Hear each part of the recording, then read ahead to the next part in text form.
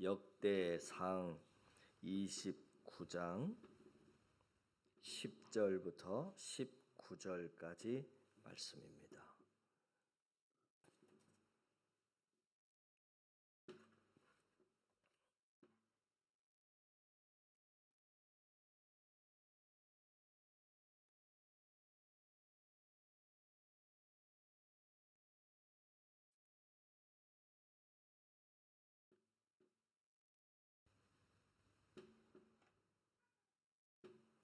(29장) 10절부터 19절까지 같이 읽습니다. 다윗이 온 회중 앞에서 여호와를 송축하여 이르되 우리 조상 이스라엘의 하나님 여호와여, 주는 영원부터 영원까지 송축을 받으시옵소서. 여호와여, 위대하심과 권능과 영광과 승리와 위엄이 다 주께 속하여 싸우니 천지에 있는 것이 다 주의 것이로소이다. 여호와여, 주권도 주께 속하여 싸우니 주는 높으사 만물의 머리이심이니이다. 주 부와 귀가 주께로 말미암고 또 주는 만물의 주제가 되사 손의 권세와 능력이 있사오니 모든 사람을 크게 하심과 강하게 하심이 주의 손에 있나이다. 우리 하나님이여, 이제 우리가 주께 감사하오며 주의 영화로운 이름을 찬양하나이다. 나와 내 백성이 무엇이기에 이처럼 즐거운 마음으로 드릴 힘이 있었나이까? 모든 것이 주께로 말미암아 싸우니 우리가 주의 손에서 받은 것으로 주께 드렸을 뿐이니이다. 우리는 우리 조상들과 같이 주님 앞에서 이방 나그네와 거류민들이라 세상에 있는 날이 그림자 같아서 희망이 없나이다. 우리 하나님 여호와여, 우리가 주의 거룩한 이름을 위하여 성전을 건축하려고 미리 저축하니 모든 물건이 다 주의 손에서 왔사오니 다 주의 것이니이다. 나의 하나님이여, 주께서 마음을 감찰하시고 정직을 기뻐하시는 줄을 내가 아나이다.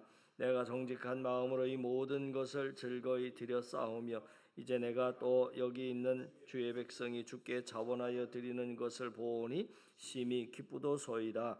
우리 조상들 아브라함과 이삭과 이스라엘의 하나님 여호와여, 주께서 이것을 주의 백성의 심중에 영원히 두어 생각나게 하시고 그 마음을 준비하여 주께로 돌아오게 하시오며 또 내 아들 솔로몬에게 정성된 마음을 주사 주의 계명과 권면과 율례를 지켜 이 모든 일을 행하게 하시고 내가 위하여 준비한 것으로 성전을 건축하게 하옵소서 하였더라.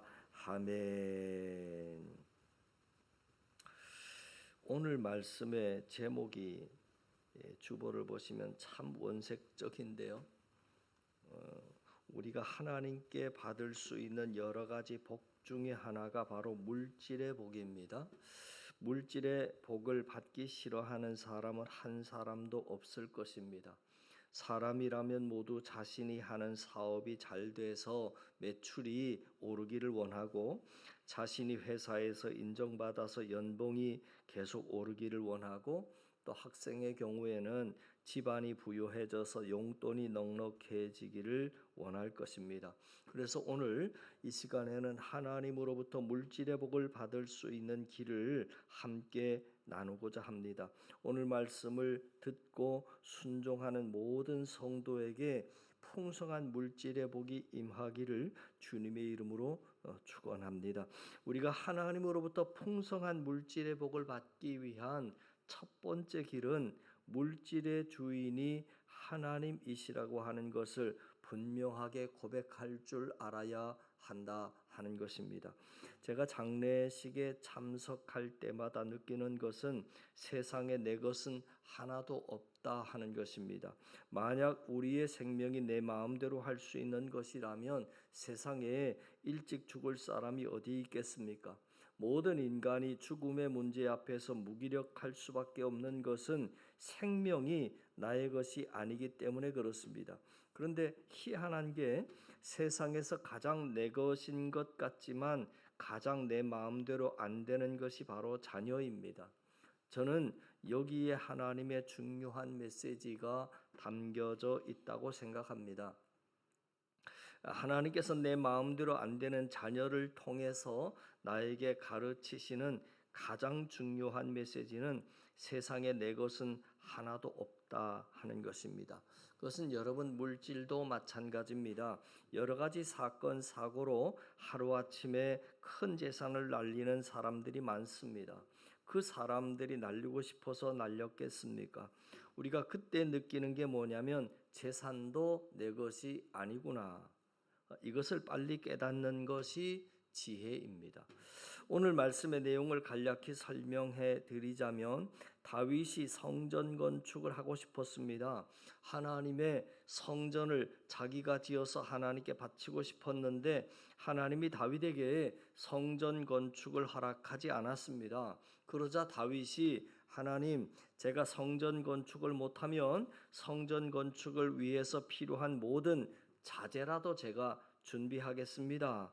그래서 오늘 말씀의 내용이 성전 건축에 필요한 모든 자재를 다윗이 완벽하게 준비해서 하나님 앞에 드리는 고백이 오늘 본문의 말씀입니다. 자, 그런데 그 건축 헌금을 하나님께 바치면서 다윗이 뭐라고 고백하느냐면 11절 말씀 가운데 부분부터 보시면 성경이 이렇게 기록됩니다.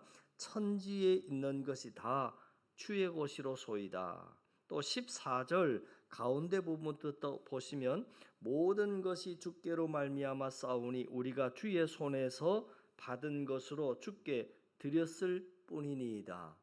또 16절에도 가운데 부분부터 보니까 미리 저축한 이 모든 물건이 다 주의 손에서 왔사오니 다 주의 것입니다. 이렇게 고백합니다. 지금 다윗이 하나님께 하는 고백의 핵심을 뭐라고 하는 거냐면 나에게 있는 모든 것이 다 주님의 것이라고 하는 고백입니다. 그래서 제가 드리는 이 헌금도 하나님께 생색내며 드리는 것이 아니라 하나님이 주셨던 것을 때가 되어서 다시 제가 돌려드릴 뿐입니다 하는 이러한 고백을 하는 것입니다. 여러분은 나에게 있는 모든 물질이 전부 하나님의 것임을 여러분은 인정하십니까? 여러분들에게 물질이 많이 바치라고 하지 않습니다. 그냥 물어보기만 하는 거지요. 어떤 성도들은 그럽니다. 목사님, 저희 집에 있는 돈은 제가 직장에 나가서 열심히 땀 흘려서 번 돈인데 그게 어떻게 하나님 돈이에요? 하고 이야기하는 분이 있습니다. 하나님께서는 틀림없이 이 질문을 할 사람이 우리의 인류 역사 가운데 많이 나올 것을 미리 예상하시고 신명기서 8장 17절에서 이렇게 말씀을 하십니다. 내가 마음에 이르기를 내 능력과 내 손의 힘으로 내가 이 재물을 얻었다 말할 것이라. 내 하나님 여호와를 기억하라. 그가 내게 재물을 얻을 능력을 주셨음이라.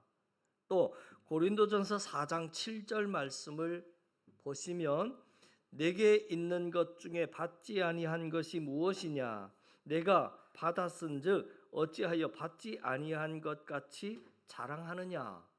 여러분, 성경은 사람들이 착각에 대해서 이렇게 지적하고 있습니다. 건강도, 재능도, 만남도, 지혜도 전부가 다 하나님께로부터 왔다 하는 것입니다. 그래서 모든 물질은 전부 하나님의 것입니다. 저와 여러분들은 물질의 소유주가 아니라 관리자일 뿐입니다. 하나님이 맡기신 것을 잠시 관리하고 있을 뿐입니다. 그런데 관리자들이 가장 많이 하는 실수가 뭐냐면 살다 보면 자기가 관리자라고 하는 것을 망각할 때가 있다는 것입니다. 그래서 하나님께서는 그러한 관리자들의 착각을 막으시고 모든 물질의 주인이 하나님이심을 늘 기억하고 고백하라고 물질에 대한 하나의 제도를 세우셨는데 그것이 바로 11조입니다. 소득의 10분의 1을 내가 떼어서 가장 먼저 하나님께 바침으로 이 물질의 주인이 하나님이심을 늘 기억하고 고백하도록 하셨다 하는 것입니다. 그래서 우리는 온전한 11조를 통해서 물질의 주인이 하나님이신 것과 온전한 주일 성수를 통해서 시간의 주인이 하나님이시라고 하는 것을 인정해야 합니다. 이것이 바로 하나님께 복을 받는 가장 기본입니다. 그러므로 주일 성수와 11조를 통해서 시간과 물질의 주인이 하나님이라고 하는 것을 인정함으로 말미암아 더 큰 복을 받아 누리는 우리 한 사람이 될 수 있기를 주님의 이름으로 축원합니다. 에덴 동산을 하나님이 만드셨습니다. 그런데 하나님 것인 에덴 동산을 아담과 하와에게 전부 맡기셨습니다. 관리자인 아담과 하와도 순간 관리자가 소유주로 본인 스스로 착각할까 봐 하나님이 안전장치를 하나 달아두셨습니다. 그게 뭐냐면 선악과입니다. 왜 선악과라고 하는 안전장치를 하나님께서 달아두셨느냐면 네가 다른 것은 다 네 마음대로 하는데 그 선악과를 보면서 에덴 동산의 진짜 주인이 하나님이라고 하는 것을 늘 잊지 말라고 기억하라 하는 것입니다. 여러분, 구약 시대에 이스라엘 백성들이 꼭 그랬습니다. 이스라엘 땅에 기근이 들고 이런저런 이유로 먹고 사는 것이 힘들어지고 어려워지자 저들은 11조부터 끊고 정리하게 됐습니다. 그러자 하나님께서 그 이스라엘 백성들을 책망하셨는데 우리가 펼쳐놓은 역대상 29장은 다시 볼 겁니다. 표시해 두시고 여러분 그거 잠깐 덮어두시고 말라기서로 한번 넘어가 보지요. 구약 성경의 맨 마지막 장인 말라기서 3장 8절 말씀해 보시면 이스라엘이 11조를 끊고 그걸 정리하게 됐을 때 하나님께서 말씀하시는 내용이 이렇게 나옵니다. 말라기서 3장 8절 말씀입니다. 사람이 그렇게 시작되지요. 자, 8절 같이 있습니다. 시작. 사람이 어찌 하나님의 것을 도둑질하겠느냐? 그러나 너희는 나의 것을 도둑질하고도 말하기를 우리가 어떻게 주의 것을 도둑질하였나이까 하는도다. 이는 곧 11조와 봉헌물이라. 여러분, 이 말은 하나님의 것을 도둑질하면서 하나님에게 복받을 것을 기대하지 말라, 그런 말입니다. 우리가 이 말씀에서 주목해 봐야 할 것은 11조와 헌금을 구별하셨다 하는 것인데 11조는 여러분 그냥 말 그대로 하나님의 것임을 인정하는 것이고 헌금은 또 따로 하나님께서 일부러 분류하고 계시다는 거지요. 그래서 우리 눈으로 봤을 때는 11조 10만엔을 한 사람과 11조를 만엔을 한 사람하고 굉장히 차이가 있어 보이지만 하나님이 보셨을 때는 똑같습니다. 한 달에 10만엔 11조 한 사람이나 한 달에 11조를 만엔 한 사람이나 우리 눈에는 달라 보이지만 하나님이 보셨을 때는 그냥 11조는 똑같은 것입니다. 때문에 11조는 했다 안 했다를 구분을 한다면 11조 외에 드리는 헌금이 많게 하고 적게 하고의 차이가 있는 거지 11조는 그냥 했다 안 했다만 있는 것입니다. 그런데 하나님께서 말라기서 3장 8절에서 그 죄를 지적하시고 뒤이어서 너희들이 만약에 11조를 하게 되면 어떤 복을 누리는지를 말씀하고 있습니다. 3장 8절 말씀 우리가 읽었잖아요. 그 다음 3장 10절 말씀 보십시다. 말라기서입니다. 3장 10절 보세요. 만군의 여호와가 시작. 만군의 여호와가 이르노라 너희의 온전한 11조를 창고에 들여 나의 집에 양식이 있게 하고 그것으로 나를 시험하여 내가 하늘 문을 열고 너희에게 복을 쌓을 곳이 없도록 붙지 아니하나 보라. 여러분 이 말씀을 보면 11조 앞에 뭐라고 수식어가 하나 붙었느냐? 온전한이라고 하는 단어가 붙었습니다. 이 말은 무슨 말이냐면 11조라고 하나님 앞에 드리는데 온전하지 못한 11조가 있다는 겁니다. 그래서 하나님께서 11조를 할 때 온전하게 하라 하는 것입니다. 온전한 11조로 모든 물질의 주인이 하나님 되심을 인정하고 고백하면 하나님께서 오늘 약속하시기를 하늘의 문을 열고 너희들에게 넘치도록 복을 부어 주시겠다고 약속하셨습니다. 여러분, 이 말씀을 그대로 믿으실 수 있기를 주의 이름으로 축원합니다. 자, 그러면 구체적으로 어떤 복을 주시는가? 그 다음 절 말라기서 3장 11절 말씀도 보시죠. 11절 만군의 여호와가 시작 만군의 여호와가 이르라 내가 너희를 위하여 메뚜기를 금하여 너희 토지 소산을 먹어 없애지 못하게 하며 너희 밭에 포도나무 열매가 기한 전에 떨어지지 않게 하리니. 여러분, 이게 지금 무슨 복이냐면 메뚜기가 작물을 먹지 못하도록 하나님께서 보호해 주신다 하셨고요. 또 열매가 떨어져서 썩어버리는 일이 없도록 하나님이 열매도 보호해 주신다 하셨습니다. 그러니까 우리가 하나님께 11조를 통해서 모든 물질의 주인이 하나님이시라고 하는 신앙 고백을 분명하게 하면 하나님께서 1차적으로 주시는 복이 뭐냐면 우리들의 소득이 쓸데없는 것으로 새어나가지 못하도록 하나님께서 보호해 주심을 말하고 있습니다.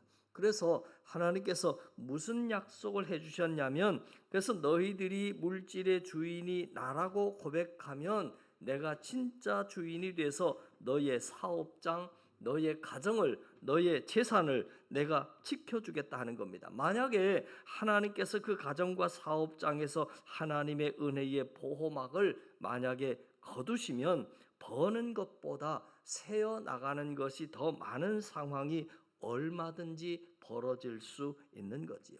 자, 그렇기 때문에 바라기는 철저한 11조 생활을 통해서 모든 물질의 주인이 하나님이심을 고백하고 11조를 통해서 더 크게 부어주시는 하나님의 놀라운 축복을 경험하는 우리 모두가 되기를 간절히 바랍니다. 물질의 축복을 받는 두 번째 길은 하나님께 우리가 예물을 드릴 때 반드시 마음을 실어 드리라 하는 것입니다.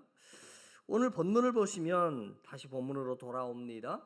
다윗이 하나님께 건축 헌금을 드릴 때 기쁜 마음을 실어서 드렸습니다. 그래서 하나님이 기쁘게 받으신 것이지 단순히 액수만 커서 하나님이 기쁘게 받으신 게 아닙니다. 오늘 다시 본문으로 넘어오면 역대상 29장 14절 말씀을 보시면 성경은 이렇게 말합니다.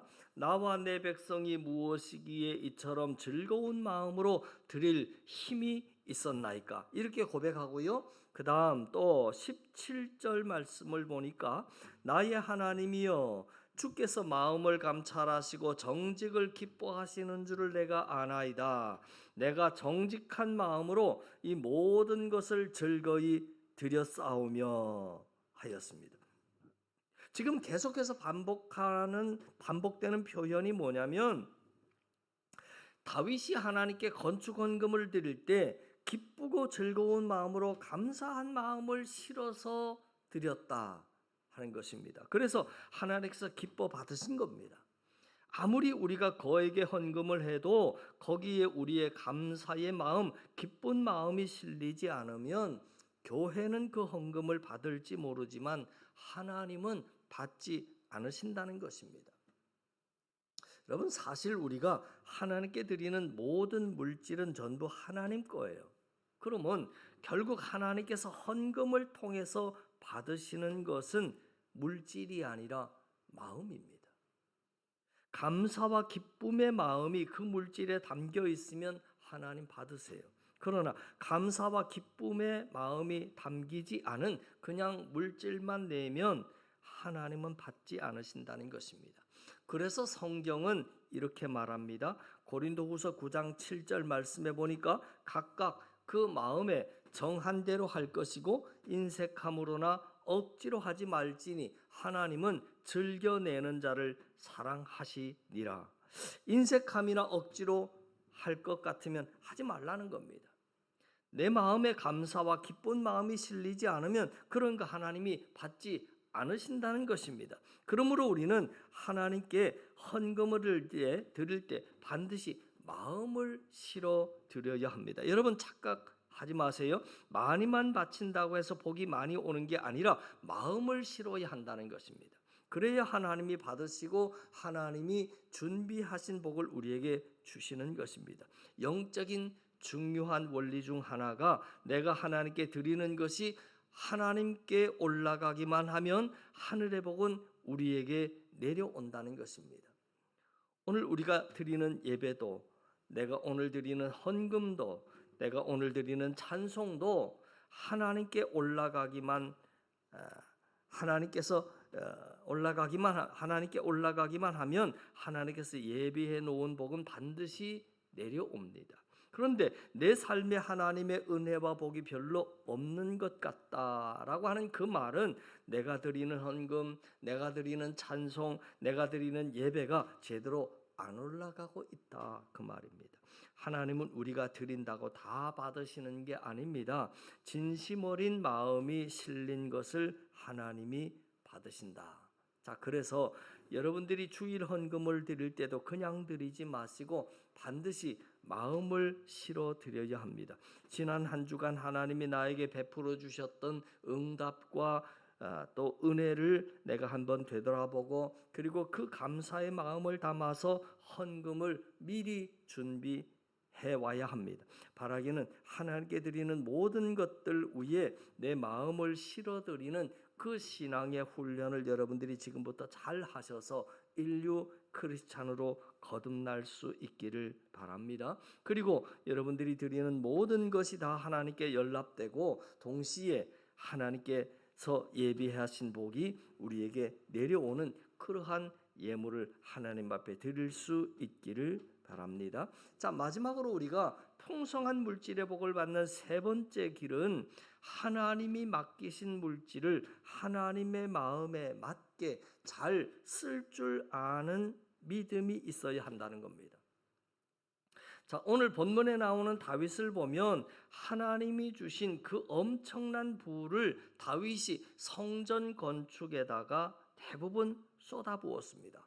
그러니까 여러분들이 하나님께 많이 달라고 기도하지 않아도 지금 나에게 있는 것을 하나님 마음에 맞게만 쓰면 더 달라고 기도하지 않아도 하나님은 채워주신다, 그 말입니다.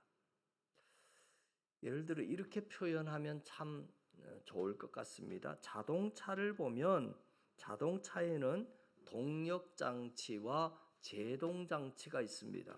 다시 말해서 동력장치는 가속 페달 악셀레터를 말하고요, 제동장치는 브레이크를 말합니다. 그러면 여러분, 악셀레터와 브레이크 두 개가 있는데 동력장치와 제동장치 둘 중에서 어느 쪽에 힘이 더 셀까요? 제동장치의 힘이 더 큽니다. 그래서 여러분들이 차에 올라타서 엑셀레터와 또 브레이크를 동시에 이렇게 밟잖아요. 그러면 차가 앞으로 나갈까요? 안 나갈까요? 답을 드렸잖아요. 제동장치의 힘이 더 크다. 그러면 두 엑셀레터도 밟고 브레이크도 밟으면 차는 그대로 멈추어 있습니다. 왜냐하면 제동장치의 힘을 더 크게 만들어 놓았기 때문입니다. 여러분, 이거는 영적인 것도 마찬가지입니다. 우리의 욕망을 다스릴 믿음의 브레이크가 준비되어 있지 않으면 하나님께서는 속도를 제한하십니다. 우리의 믿음의 브레이크가 장착되어 있지 않으면 그 믿음의 브레이크가 제어할 수 있는 수준 안에서만 하나님께서는 속도를 허락하시고 물질을 허락하신다 하는 말입니다. 자, 그러면 내가 믿음을 잘 성장시켜서 내 믿음의 브레이크 성능을 높이면 높일수록 그것이 곧 하나님께서 나에게 부어주시는 물질 축복의 한도가 되는 겁니다. 그러니까 여러분이 물질의 축복을 더 해달라고 기도하지 않아도 믿음의 브레이크 성능만 계속해서 높여 나가신다면 그 한도에 맞춰서 하나님께서는 물질의 복을 주신다 하는 거지요. 자, 우리는 믿음 생활과 물질 생활을 별개의 문제라고 생각하지만 여러분 그렇지 않습니다. 믿음과 물질의 축복은 참 밀접한 관계가 있습니다. 그래서 우리가 하나님께 구할 때 물질만 구하지 마시고 그 물질을 다스릴 수 있는 믿음을 함께 구하실 수 있기를 바랍니다. 바라기는 오늘 본문에 나오는 다윗처럼 물질에 대한 하나님의 주권을 온전히 인정하고 모든 헌금과 감사와 기쁨의 마음을 실어 드림으로 말미암아 지금보다 더 풍성한 물질의 축복을 다 받아 누릴 수 있는 우리 한사랑 성도들 다 되실 수 있기를 주님의 이름으로 간절히 축원합니다. 기도드립니다. 하나님 아버지, 우리 모두 물질의 복을 받기 원합니다. 그러기 위해서 그 물질을 잘 다스릴 수 있는 지혜와 믿음을 더하여 주시옵소서. 무엇보다도 물질의 주인이 하나님이시라고 하는 것을 분명하게 고백할 줄 알게 하시고 또 예물을 드릴 때 반드시 온 정성과 마음을 실어서 드리는 우리 한사랑이 되게 하옵소서. 그리하여 하나님이 맡기신 물질을 하나님의 마음에 맞게 잘 쓸 줄 아는 우리 한사랑이 되게 하여 주시옵소서. 축복하며 감사드리며 예수님 이름으로 기도하옵나이다. 아멘.